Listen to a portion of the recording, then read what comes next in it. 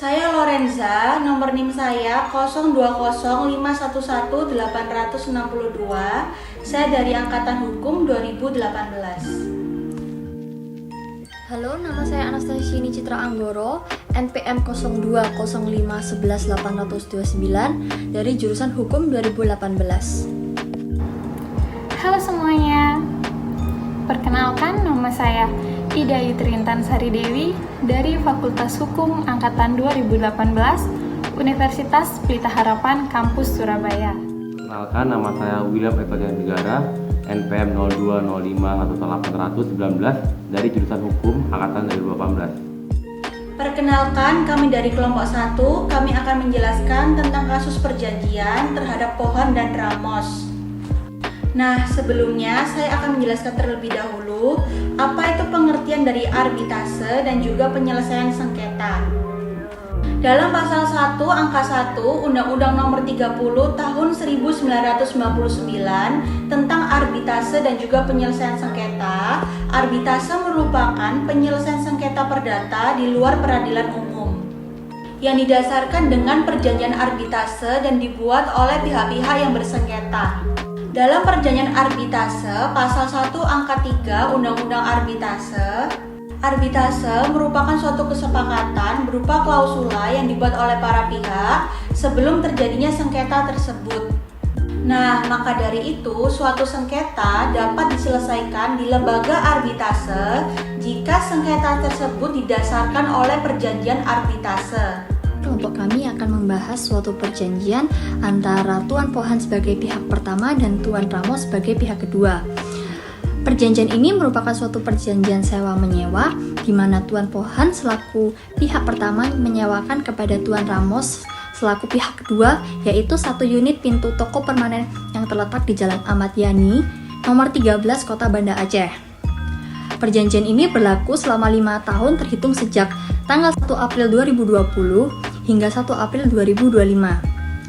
Dalam perjanjian sewa-menyewa tersebut, tidak terdapat suatu perjanjian arbitrase, melainkan para pihak sepakat untuk menyelesaikan sengketa di Pengadilan Negeri Surabaya.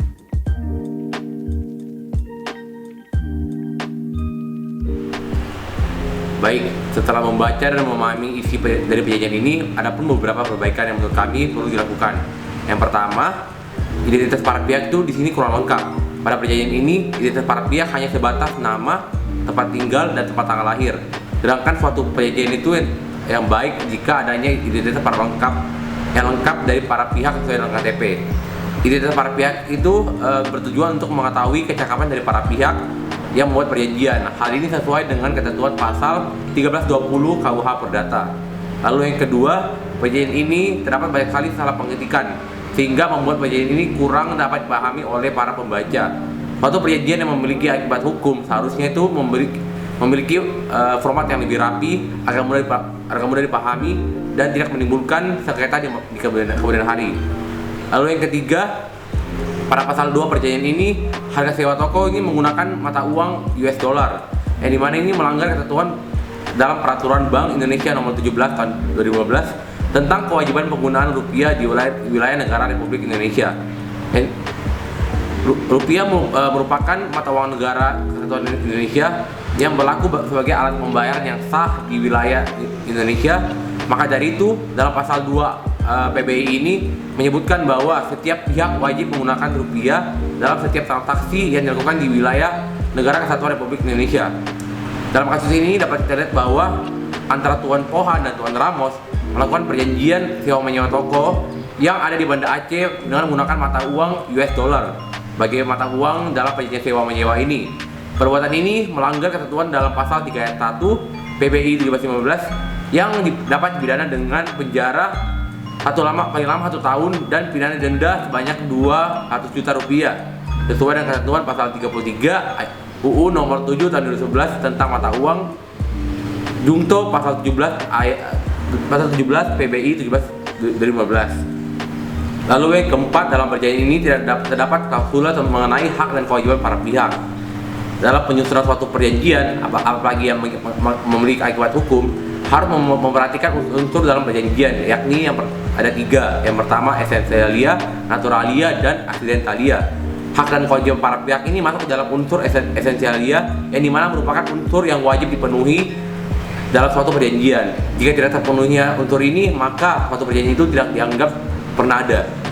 Lalu yang terakhir, pada pasal 14 para perjanjian ini membahas mengenai penyelesaian sengketa, namun tidak mencantumkan jangka waktu untuk melakukan musyawarah. Hal ini menurut kami kurang tepat karena jika tidak dicantumkannya jangka waktu, maka akan menimbulkan ketidakjelasan sampai kapan musyawarah ini akan dilakukan.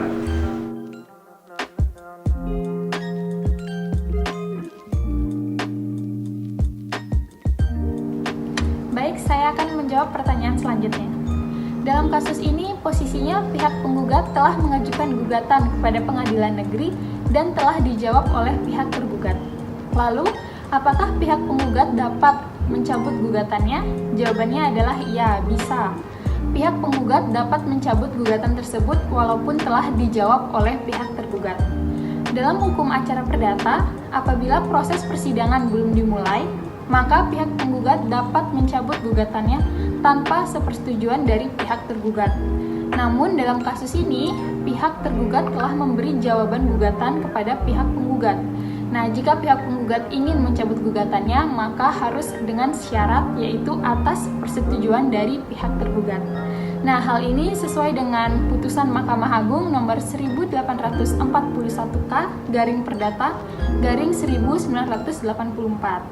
Jadi jawabannya adalah pihak penggugat dapat mencabut gugatannya. Lalu selanjutnya, setelah gugatan di pengadilan negeri telah berhasil dicabut, para pihak ingin menyelesaikan permasalahan mereka di lembaga arbitrase, yang dalam hal ini adalah Badan Arbitrase Nasional Indonesia, yang selanjutnya akan saya sebut sebagai BANI. Namun dalam perjanjiannya, para pihak tidak mencantumkan suatu klausula arbitrase ataupun perjanjian arbitrase yang menjelaskan bahwa para pihak akan menyelesaikan permasalahan di BANI. Nah, maka dari itu, dalam hal ini para pihak harus membuat suatu persetujuan tertulis, yang dimana persetujuan tertulis tersebut berisikan tanda tangan kedua belah pihak yang bersengketa, dan juga berisikan bahwa para pihak bersepakat ingin menyelesaikan permasalahan mereka di BANI. Nah, hal ini diatur dalam pasal 9 ayat 1 Undang-Undang Nomor 30 Tahun 1999 tentang arbitrase dan alternatif penyelesaian sengketa.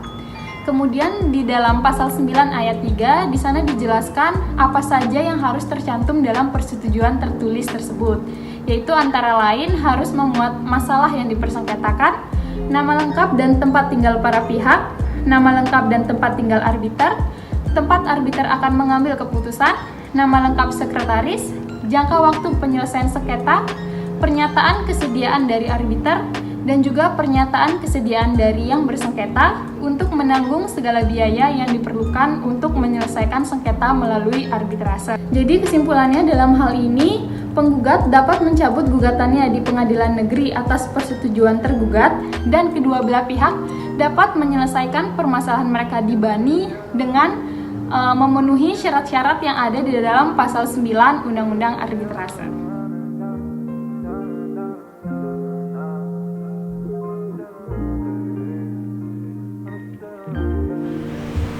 Para pihak dapat ke BANI untuk meminta pendapat yang mengikat berkenaan dengan meminta kejelasan tentang perjanjian mereka berdasar pada ketentuan Peraturan Badan Arbitrase Nasional Indonesia nomor per 04/09/09/2016. Dalam ketentuan mengenai ruang lingkup peraturan ini yang tertuang dalam pasal 2 ayat 2 huruf E menjelaskan bahwa para pihak dapat ke BANI berkenaan dengan adanya persoalan mengenai perjanjian di bidang perdagangan, mengenai penafsiran klausul dalam perjanjian yang kurang jelas, dan hal-hal lain mengenai pelaksanaan perjanjian tersebut.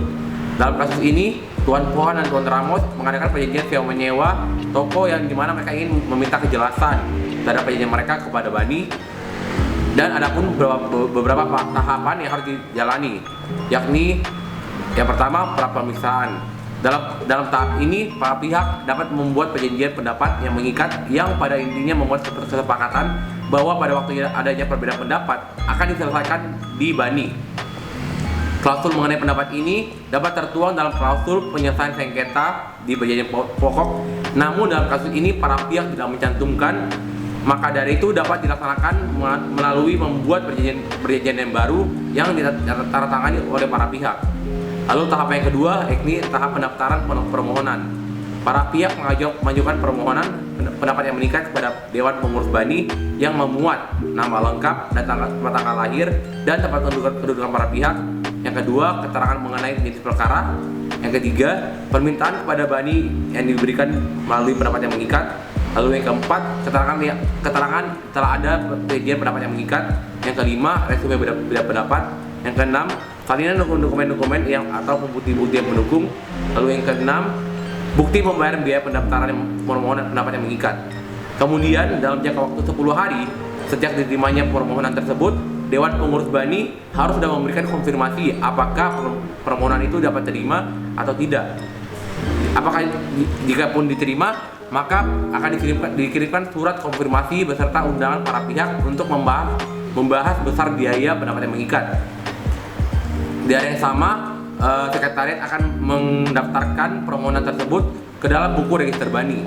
Lalu tahapan yang selanjutnya ini tahapan pemeriksaan. Dalam pemeriksaan ini, setelah ditetapkan biaya pendapat yang mengikat, maka dalam jangka waktu 14 hari, BANI menunjuk tim pemeriksa yang terdiri dari Dewan Pengawas, Dewan Pengurus, arbiter dan sekretaris yang akan memfasilitasi proses pemberian pendapat yang mengikat. Lalu dalam jangka waktu untuk melakukan pemeriksaan tersebut adalah paling lama 30 hari sejak tim pemeriksa dibentuk. Dapat diperpanjang lagi selama waktu 30 hari atas kesepakatan para pihak dan Dewan Pengurus. Lalu tempat pemeriksaan tersebut itu berlangsung di Jakarta atau tempat yang ditentukan oleh Dewan Pengurus atau tempat lain yang diusulkan oleh para pihak dengan persetujuan Dewan Pengurus.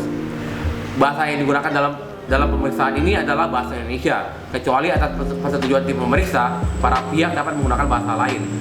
Lalu tahapan selanjutnya adalah tahapan dengar pendapat. Tahapan ini memiliki jangka waktu selama 7 hari terhitung setelah tim pemeriksa dibentuk. Tuan Ramos dan Tuan Pohan dapat diwakilkan oleh kuasa hukum masing-masing. Lalu apabila diperlukan, tim pemeriksa dengan persetujuan para pihak dapat memanggil ahli atau pihak ketiga untuk dimintakan keterangannya dalam permohonan ini. Tahap selanjutnya adalah pemberian pendapat yang mengikat. Pendapat yang mengikat itu dirumuskan oleh para tim pemeriksa dalam suatu rapat pemusyawaratan. Dalam jangka waktu 30 hari, pendapat yang mengikat itu harus sudah diberikan dan diterbitkan terhitung setelah ditutupnya pemeriksaan. Lalu tahapan yang selanjutnya yakni tahapan penyampaian pendapat yang mengikat. Sekretaris menyampaikan tahapan ini dengan melalui salinan otentik pendapat yang mengikat kepada para pihak melalui kurir ataupun surat paling lama 3 hari setelah diterbitkannya pendapat yang mengikat. Apabila dikehendaki, Dewan Pengurus dapat membacakan isi dari pendapat yang mengikat yang dihadapkan pada para pihak. Lalu terhadap salinan pendapat ini, para pihak dapat meminta dilakukannya koreksi, namun terbatas hanya pada koreksi kekeliruan administratif dalam jangka waktu paling lama 10 hari. Lalu sifat dari pendapat yang mengikat ini adalah yang pertama, pendapat yang mengikat ini hanya berlaku bagi para pihak serta bersifat final and binding untuk dilakukan dengan itikat baik para pihak terhadap pendapat ini dan tidak dapat diajukan upaya hukum maupun bantahan. Para pihak yang tidak melaksanakan pendapat yang mengikat ini dapat dianggap sebagai pelanggaran perjanjian atau wan prestasi.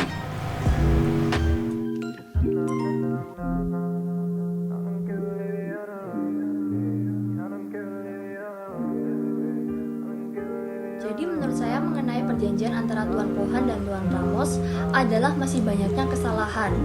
Seperti dalam perjanjian ini tidak terdapat klausula mengenai hak dan kewajiban yang dimiliki oleh para pihak. Identitas para pihak kurang lengkap. Pada pasal 2 perjanjian ini, harga sewa toko menggunakan mata uang US dollar dan masih banyak yang lainnya juga. Menurut tanggapan saya tentang kasus yang terjadi terhadap Pohan dan Ramos, dalam perjanjian ini masih banyak sekali kesalahan. Contohnya seperti identitas para pihak yang kurang lengkap. Contoh selanjutnya seperti tidak terdapatnya klausula mengenai para pihak. Menurut saya pribadi, kasus ini yang melibatkan antara Tuan Pohan dan Tuan Ramos sudah baik adanya melalui perjanjian yang mereka tuangkan untuk perjanjian sewa menyewa toko. Namun Adapun beberapa hal teknis yang kecil yang menurut saya perlu diperbaiki. Nah, ini yang pertama, masalah pengetikan dalam kasus ini. Perjanjian ini banyak sekali salah pengetikan yang bisa mengakibatkan salah tafsir, apalagi perjanjian ini akan menimbulkan akibat hukum. Lalu yang kedua yang menurut saya paling penting adalah penggunaan mata uang dalam perjanjian ini. Karena perjanjian ini diberlakukan di Indonesia, maka seharusnya menggunakan mata uang rupiah sebagai mata uang sah dari Indonesia dan alat pembayaran yang sah. Demikian saya, terima kasih. Menurut saya, dalam kasus ini, baik Tuan Ramos maupun Tuan Pohan telah memiliki itikat baik untuk sama-sama menyelesaikan permasalahan yang mereka hadapi. Namun, alangkah baiknya menurut saya apabila kedepannya ingin membuat suatu perjanjian untuk tetap mengikuti ketentuan dalam pasal 1320 Kitab Undang-Undang Hukum Perdata mengenai syarat sahnya suatu perjanjian. Karena menurut saya dalam perjanjian ini selain adanya kesalahan teknis yaitu seperti banyaknya pengetikan yang salah dan juga format yang kurang rapi, namun juga perjanjian ini tidak sepenuhnya memenuhi pasal 1320 Kitab Undang-Undang Hukum Perdata. Karena dalam perjanjian ini kedua belah pihak tidak mencantumkan identitas mereka secara lengkap, sehingga kami tidak bisa mengetahui kecakapan dari kedua belah pihak. Sedangkan cakap merupakan salah satu syarat sahnya suatu perjanjian. Selain itu, dalam perjanjian ini juga dalam membayar sewa menyewanya menggunakan US dollar. Di mana di Indonesia, jika memang ingin membuat suatu perjanjian sewa menyewa di Indonesia diwajibkan untuk menggunakan rupiah sesuai dengan yang diatur di dalam peraturan Bank Indonesia. Karena rupiah merupakan uang yang sah digunakan di negara Republik Indonesia. Jadi menurut saya apabila ingin membuat suatu perjanjian ke depannya alangkah untuk tetap mengikuti peraturan perundang-undangan yang berlaku di Indonesia. Terima kasih. Baik, sekian video dari kami. Mohon maaf apabila ada kesalahan dalam pengucapan baik yang kami sengaja maupun tidak. Semoga video ini dapat bermanfaat bagi teman-teman yang menonton. Terima kasih.